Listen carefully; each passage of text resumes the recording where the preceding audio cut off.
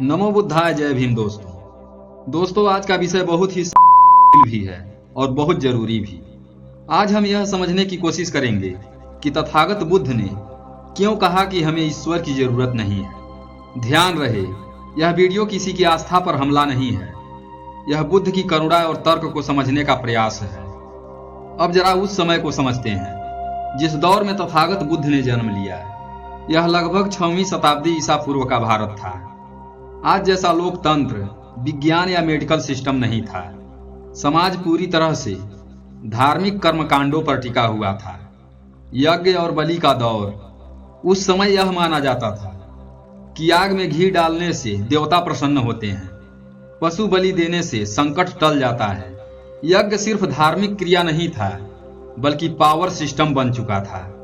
जितना बड़ा यज्ञ उतना बड़ा पुण्य और उतनी ज्यादा सामाजिक प्रतिष्ठा। लेकिन यह सब आम इंसान की पहुंच से बाहर था। उस दौर में ब्राह्मण वर्ग यह दावा करता था कि वे ही देवताओं से संवाद कर सकते हैं, वे ही जानते हैं कि देवता को कैसे खुश करना है। इसलिए आम आदमी को बताया जाता था सब कुछ देवताओं के हाथ में है। मतलब सवाल मत पूछो, कारण मत खोजो, जो हो रहा है स्वीकार करो। दोस्तों अब देखें समस्याओं को कैसे समझाया जाता था। अगर बारिश नहीं हुई तो इंद्र नाराज हैं, अगर महामारी फैली तो देवता रूठ गए, अगर कोई गरीब है तो उसने पिछले जन्म में बहुत पाप किए हैं। अब यहाँ पर ध्यान दीजिए, यह व्याख्या समाधान नहीं देती थी, सिर्फ डर पैदा करती थी। इसका असर समाज पर क्या पड़ा? इस सोच का नतीजा यह हुआ कि गरीब अपनी हालत को किस्मत मानने लगे, बीमार इलाज की बजाय पूजा करने लगे, अन्याय को ईश्वर की इच्छा कहकर स्वीकार कर लिया गया, यानी दुख का कारण ढूंढना बंद हो गया। बुद्ध ने देखा कि दुख हर जगह है, लेकिन सवाल पूछने की आजादी नहीं है। हर जवाब ऊपर की तरफ भेज दिया जाता है। उन्होंने समझा जब तक हर समस्या को देवताओं पर डाला जाएगा तब तक इंसान खुद कुछ बदल ही नहीं पाएगा। और यहीं से बुद्ध अलग हो गए। इसलिए बुद्ध चुप नहीं रहे। उन्होंने कहा अगर बारिश नहीं हो रही है तो कारण देखो, अगर बीमारी है तो उसके स्रोत को समझो, अगर गरीबी है तो व्यवस्था पर सवाल करो। सिर्फ पूजा से समाज नहीं बदलता है। यहीं से बुद्ध का सबसे बड़ा सवाल पैदा हुआ, क्या दुख सच में देवताओं की मर्जी से आता है या इसके पीछे कोई और कारण है? दोस्तों अब इसे एक ग्राउंड लेवल उदाहरण से समझते हैं। कल्पना कीजिए तथागत बुद्ध एक छोटे से गांव से गुजर रहे हैं। वहां उन्हें एक किसान मिलता है। यह किसान शारीरिक रूप से कमजोर है, चेहरा पीला है, कपड़े फटे हुए हैं। उसके खेत की तरफ देखें, मिट्टी फटी हुई है, फसल सूखी, चारों तरफ सन्नाटा और घर की स्थिति, अनाज लगभग खत्म, परिवार भूखा। कुल मिलाकर दुख हर लेवल पर मौजूद है। किसान बुद्ध से कहता है भगवान मुझसे नाराज हैं, मैं रोज पूजा करता हूं, फिर भी मेरी हालत नहीं बदल रही। दोस्तों यहाँ ध्यान देने वाली बात है, किसान खुद को दोषी नहीं मान रहा है, वह पूरा कारण भगवान पर डाल रहा है। बुद्ध का पहला सवाल। अब यहाँ पर बुद्ध उसे कोई उपदेश नहीं देते हैं, वे सीधा एक प्रैक्टिकल सवाल पूछते हैं, तुम अपने खेत को पानी कैसे देते हो? यह सवाल बहुत साधारण लगता है, लेकिन यही सवाल पूरे सिस्टम को हिला देता है। किसान जवाब देता है, मैं रोज ईश्वर से पानी की प्रार्थना करता हूँ। यहाँ बुद्ध समझ जाते हैं समस्या आस्था नहीं है, समस्या है एक्शन की कमी। बुद्ध अब एक एक करके किसान के सामने सवाल रखते हैं, क्या तुमने नहर बनाई? क्या कुआं खोदने की कोशिश की? क्या सूखे के हिसाब से बीज बदले? ये तीनों सवाल दिखाते हैं समाधान धरती पर है, आकाश में नहीं। इन सवालों पर किसान चुप हो जाता है। यह चुप्पी बहुत कुछ कहती है। उसने कोशिश नहीं की, उसने कारण नहीं ढूंढा, उसने जिम्मेदारी नहीं दी, क्योंकि उसे सिखाया गया था सब भगवान के हाथ में है। दोस्तों बुद्ध यहाँ यह नहीं कहते कि भगवान गलत है, वे यह दिखाते हैं कि दुख प्रार्थना से नहीं प्रक्रिया से जुड़ा है। जब तक प्रक्रिया नहीं बदलेगी परिणाम नहीं बदलेगा। दोस्तों यहीं से बुद्ध का मूल सिद्धांत सामने आता है। अगर हर दुख का कारण ढूंढा जा सकता है तो क्या हमें ईश्वर को बीच में लाने की जरूरत है? अब यहाँ बुद्ध पहली बार बहुत स्पष्ट और सीधा बात रखते हैं।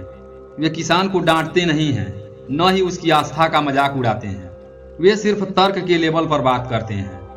बुद्ध कहते हैं, अगर भूख भगवान से मिटती तो मेहनत की क्या जरूरत है।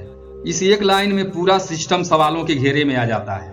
सोचिए, अगर सिर्फ प्रार्थना से पेट भर जाता तो किसान क्यों खेत जोतता, मजदूर क्यों काम करता, श्रम का कोई अर्थ ही नहीं बचता।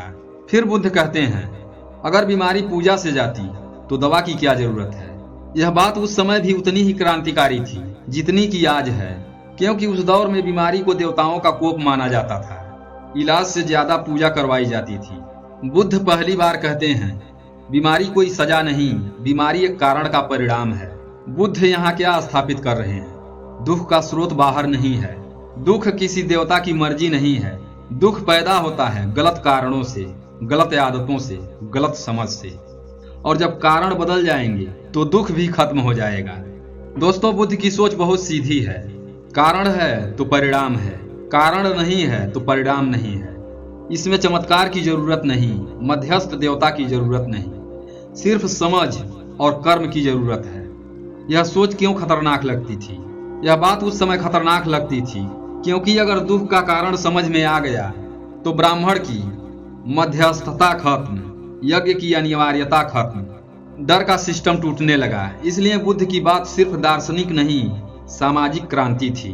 बुद्ध पहली बार इंसान से कहते हैं, तुम बेबस नहीं हो, तुम जिम्मेदार हो। और यही बात कई लोगों को असहज करती है। अब सवाल उठता है, अगर दुख कारण से पैदा होता है तो वह कारण क्या है? दोस्तों, अब यहाँ हम बुद्ध की पूरी फिलॉसफी के कोर सिद्धांत पर आते हैं। इस सिद्धांत का नाम है प्रतीत्य समुत्पाद, जिसका सीधा मतलब है कारण और परिणाम। बुद्ध कहते हैं, जब यह है तो वह है, जब यह नहीं है तो वह भी नहीं है। यह सुनने में साधारण लगता है, लेकिन इसके नतीजे बहुत गहरे हैं। मतलब यह कि कोई भी घटना बिना कारण के नहीं होती। इसे एक आसान उदाहरण में समझें। मान लीजिए आपने गैस जलाई, आग जली, गैस बंद, आग बंद। यहाँ कोई देवता बीच में नहीं है, यह एक प्राकृतिक नियम है। बुद्ध कहते हैं, दुख भी इसी नियम से चलता है। दुख कैसे पैदा होता है? बुद्ध दुख की एक साफ चेन बताते हैं। सबसे पहला अज्ञान अर्थात अविद्या, हमें चीजों की सही समझ नहीं होती। दूसरा तृष्णा यानी लालसा, मुझे चाहिए। और तीसरा दुख, जब लालसा पूरी नहीं होती तो पीड़ा पैदा होती है। यही पूरी प्रक्रिया स्वचालित है। यहाँ ईश्वर क्यों नहीं है? अब ध्यान दीजिए, इस पूरी चेन में कहीं नहीं लिखा ईश्वर ने चाहा, देवता नाराज हुए, पिछले जन्म का पाप। दुख किसी की सजा नहीं है, दुख एक रिजल्ट है। ठीक वैसे ही जैसे आग से हाथ जलाना। इसका सबसे बड़ा असर जब आप यह समझ लेते हैं कि दुख प्राकृतिक कारणों से पैदा होता है तो डर खत्म हो जाता है, अंधविश्वास टूट जाता है और समाधान दिखने लगता है। अब आप पूछते हैं, मैं क्या बदलूं? कौन मुझे सजा दे रहा है? आज की साइंस भी यही कहती है। बीमारी कारण बैक्टीरिया, वायरस, लाइफ स्टाइल। गरीबी कारण सिस्टम, संसाधन, शिक्षा। मानसिक तनाव कारण परिस्थिति और सोच। बुद्ध ने यह बात 2500 साल पहले ही कह दी थी। बुद्ध कहते हैं, जब कारण हटेगा तो परिणाम अपने आप हट जाएगा।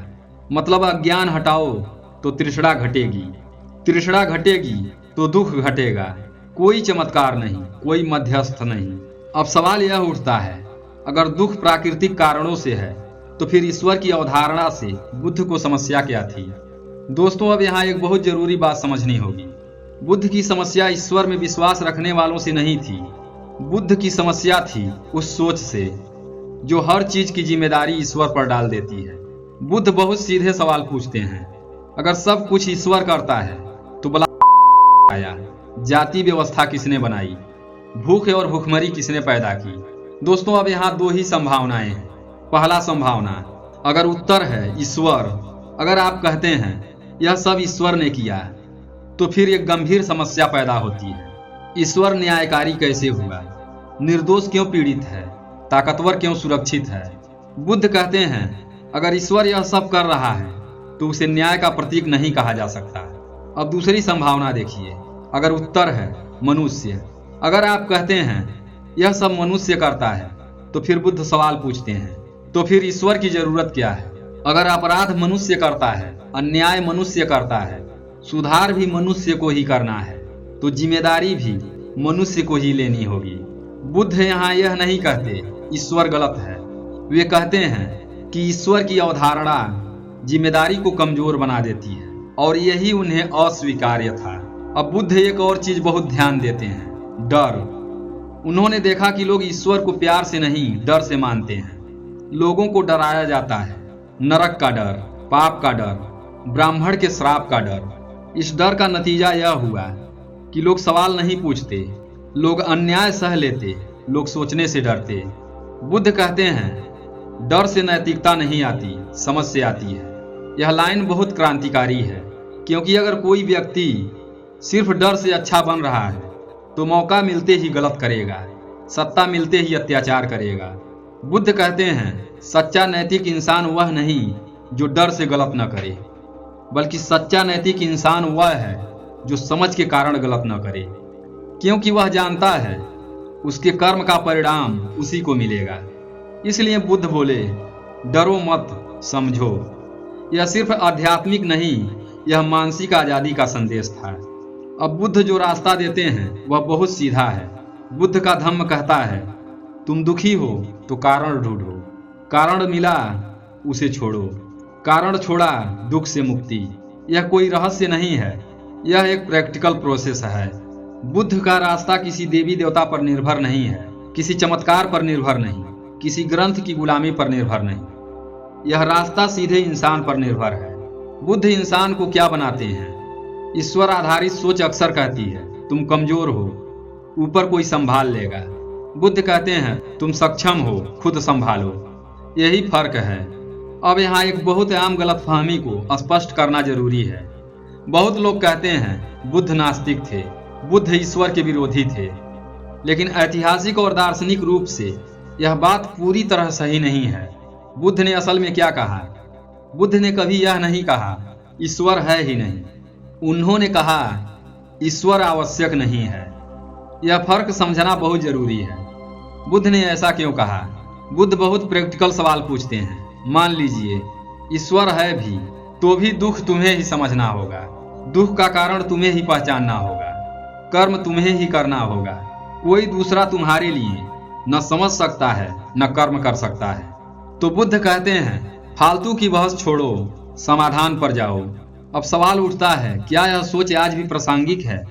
जवाब है हाँ, बहुत ज्यादा।